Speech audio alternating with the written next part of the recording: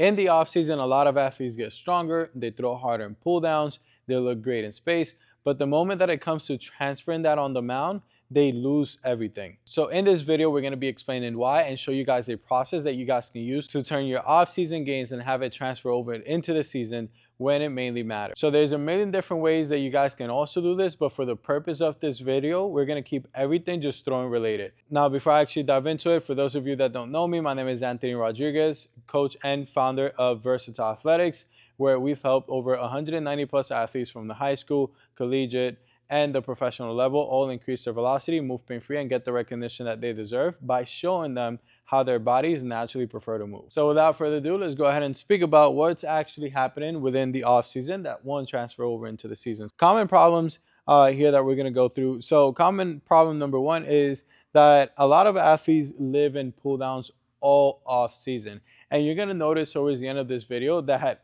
the greatest way to fix a lot of these things is going to boil down to one thing. But within the offseason, yes, we're trying to get stronger, we're trying to throw harder, but the problem with just spending too much time on pull downs is that we're never visiting the mound enough. So once we actually get on the mound, it's probably going to be too late. Maybe we got to throw our first bullpen the week after with our school.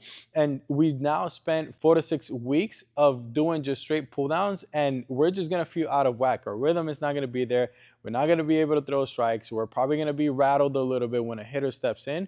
So these are things that we definitely want to watch out for and have mound blending within these pull down phases or velocity phases, whatever you guys are doing. Number two, athletes treat the mound work as a test. If anything in this specific situation, you guys want to flip that around and treat the pull downs as a test, and then the mound work as the actual environment in which you will be competing, which is exactly that. When it comes to athletes just treating the mound as a test, you tend to just go up there and then just sling the ball as hard as possible just to chase a number. Remember that at the end of the day, you still have to play the sport of baseball. So command, facing hitters, and being in different situational aspects of the game are all going to be very important and are things that a pull down will never teach you. So there yet again, we got to make those blends within those velocity phases. Don't worry though, I will show you how at the end of the video. You never train different gears. So yes, while you may know how to throw at 100%, you never really spent any time on working on those patterning works within the 60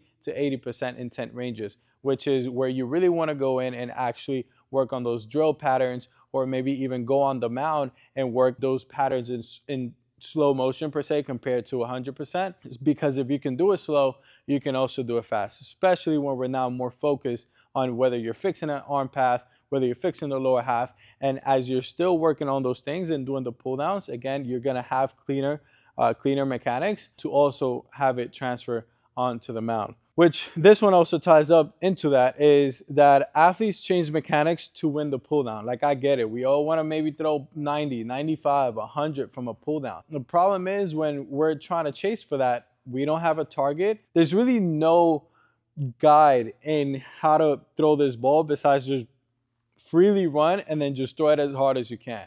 So while we're doing this, we're probably going to overcompensate, trying to throw harder than what we can. Our arms is going to get longer. Maybe we're trying to flex more, hold the ground more. We're going to lose direction. We're going to pull off early. So these are all small little patterns that over time, doing it for a period of 4 to 7 weeks with no proper mound blending, no proper step-by-step process that can blend that into the mound. Guess what athletes are going to do when you hop on the mound for the first time? You're more than likely going to feel uncomfortable, or you're going to try to do the same thing that you do on the pull down and then just completely throw everything out the window, because now you're trying to chase different positions that your body cannot get into when you're at a dead stop compared to what it can get to when it's on a run. So we want to make sure that we know and understand those differences, even though you can also still do things that would have that show up on the mound, which we will go over. Let's kind of like get a little bit granular here and really speak about the differences between the pull down and the mound, and then we will show you guys how this step-by-steps and kind of like how we blend these in with our athletes. So a pull down happens on a flat ground. Remember, the mound is on a slope. When you're pitching on a flat ground or on slope, your mechanics will change ever so slightly. This doesn't really happen for everybody, but for a grand majority of athletes, it does happen, because on the mound, since we're going down a slope, we're dropping from above, which is around 4 inches. So we want to make sure that our body is properly moving and knows how to move within that drop. Otherwise, you're probably going to stay up along for the ride, and then it's going to be an aggressive drop in which you're going to feel like you're pulling forward, and that's also going to bring other mechanical complications. On the pull down, like I've been mentioning, you're freely creating energy. You're freely creating momentum. On the mound, momentum is time and directed towards a target. We want to also go ahead and train those constraints, right? We want to understand, okay, on the mound, we're actually throwing to a target. On the pull down, we're not. We're freely moving. On the mound, we're just stuck in one place, and we got to find a way to get our bodies moving so that we can freely get into those positions that our bodies want to get into to increase that velocity. And again, there's still things that you can do there. We will go over those. The run and gun ties up with that. The run and gun, obviously, you're just running and then you're finishing the throw. On the mound, you have a smaller timing window, which technically, I mean, once you get to throwing, it's relatively the same timing window. It's just a matter of like, okay, how quickly can you actually get there? Well, on a run and gun, you just simply run in. On the mound, you won't be able to do that. You have to make sure that you can properly accelerate from a dead stop. Pull downs, there's no command involved. On the mound, there's command does matter. Again, we got to be able to work within the constraints of what we're actually going to be in when we're actually competing. On the pull downs, there isn't a hitter. On the mound, there are hitters required when we're pitching. So there's always going to be a different constraint that you will experience, and those different constraints would change your slightly, maybe may change your way of thinking slightly.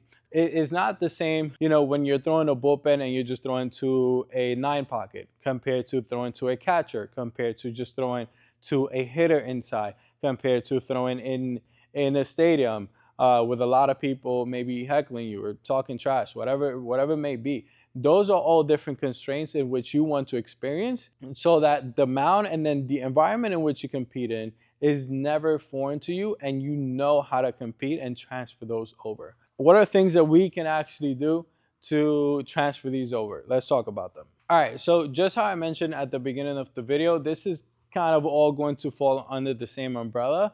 And that umbrella is, which I kind of wrote this here at the end, but you need to expose yourself to the mound more often. This is what this is all going to bottle up in. And there's many different ways to do that. Before we actually get to that one, let's go ahead and start with breaking down mechanics from your pull down. So this is going to be very important, just as I had mentioned earlier.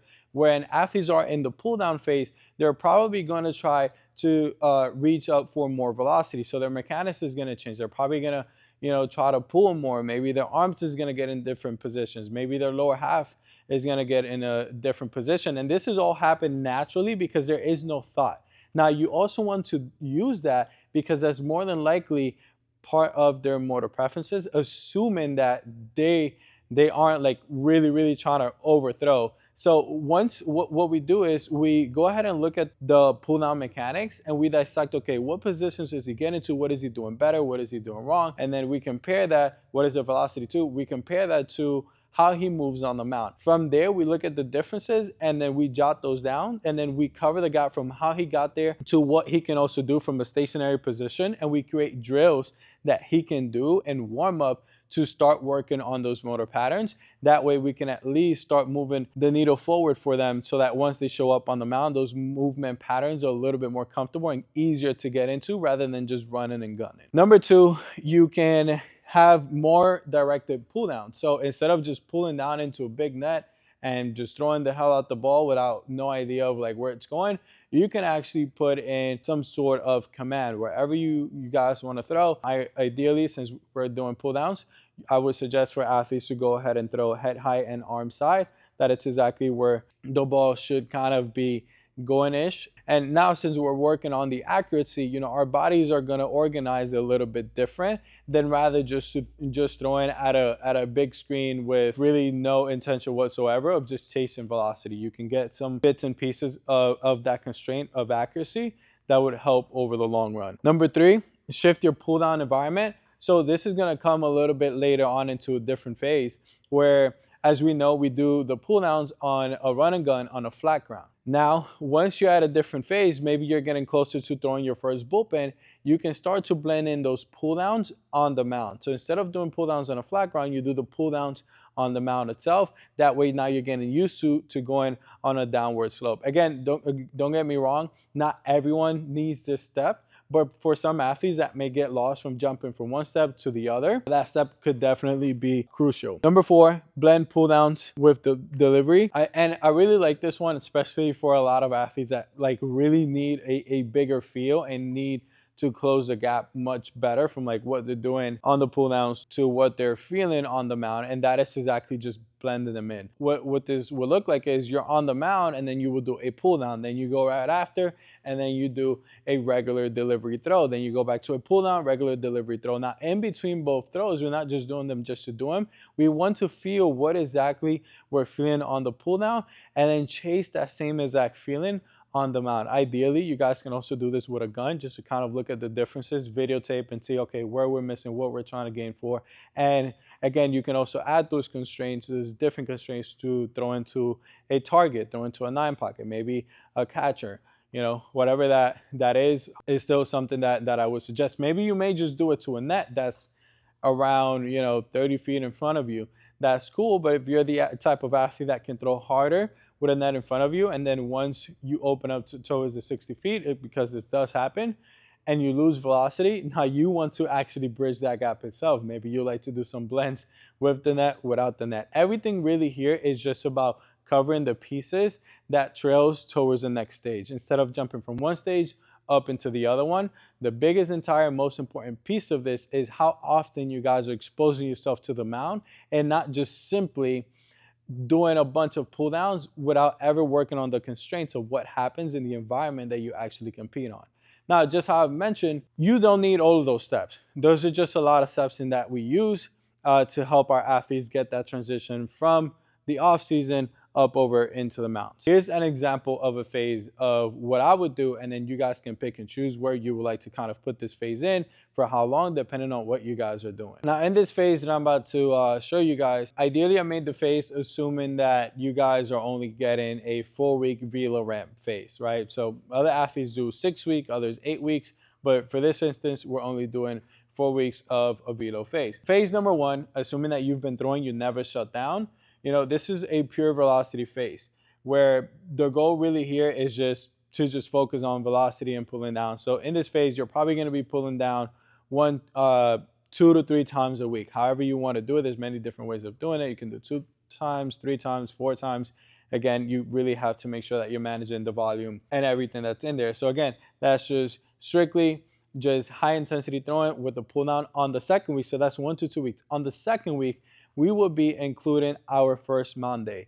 Now, for this mound day, you don't have to do nothing specific. So once you're done with the pull downs, you're going to hop on the mound and then you're going to rip maybe 6 to 8 fastballs right after doing the pull downs. That way you're still getting more familiar with the mound itself, and it's not something that you're waiting on to the four weeks is up so that you can actually see it. Now, keep in mind, the focus for this is still velocity. So when you're going on the mound, you're probably not going to rip at 100% intensity because the focus are in the pull downs. You're probably going to rip anywhere from maybe 85% intensity, just gradually feeling the slope. Now, phase number 2, velo stays the main objective, but we're starting to blend the slope even more. So this is week 3 to 4. The goal is keep the pull downs as the primary stimulus, but begin exposure to slope without changing the intention. So the structure of this would be, maybe 3 high intent pull downs per week. Maybe you're going up because, again, you want to gradually increase intensity, exposure, frequency, duration. That way you can fatigue the body and then recover, which will then result into some gains. Again, in week 3 to 4, velocity pull downs is still the main focus. We're not just hopping off the mound 2 to 3 times right after doing the pull downs, just so that we can still just rip 6 to 8 pitches, and these are all still straight fastballs. Now, by week 4 as well, you can also start to throw in some off-speed pitches. Maybe you can start with off-speed first. Off-speed are pitches like, your change-ups, maybe a splitter, and then the week after that, you can also blend in some breaking balls, which would be curveballs, sliders, and you're blending those in on flat ground as you're warming up. You're not throwing them off the mound yet. So phase number 3 is going to be week 5 to 6. you're going to reduce pull downs and increase mount constraint. So within this phase, maybe you're now up to doing pull downs 3 times a week, or maybe you're having high intensities 4 times a week. Now we want to gradually reduce that and expose ourselves to the mound more often. In this phase 2, it's where you can start some short boxes. So let's say assume that you guys were on a three pull down week. Now you're going to gradually go down towards 2 pull downs a week, and then one of that is going to be a short box on a medium intent day. From here, you can start blending in those off-speed pitches onto the mound.